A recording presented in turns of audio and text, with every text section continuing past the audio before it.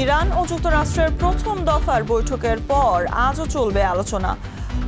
Hormuz ইস্যুতে দুই পক্ষের মতবিরোধ, দাবি তেহরানের গণমাধ্যমের, যুদ্ধ চালিয়ে যাওয়ার ঘোষণা নেতানিয়াহুর।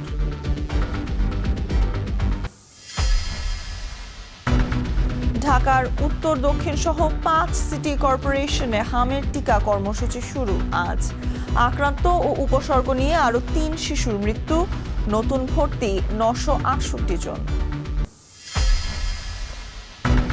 ফিলিং স্টেশনের কর্মী দিয়ে বিভিন্ন এয়ারপোর্টে এভিয়েশন রিফুয়েলিং, ঝুঁকিতে বিমান পরিষেবা, পদ্মা অয়েলের এমডিকে ঘিরে নিয়োগ জালিয়াতির অভিযোগ।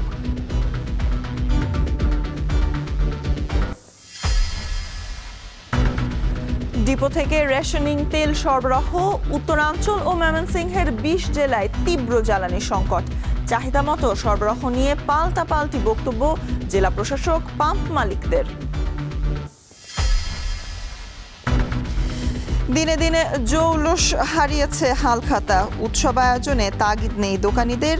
পহেলা বৈশাখ উদযাপনে সারা দেশে নানা আয়োজন, ব্যস্ততা নেই কুমারপাড়ায়।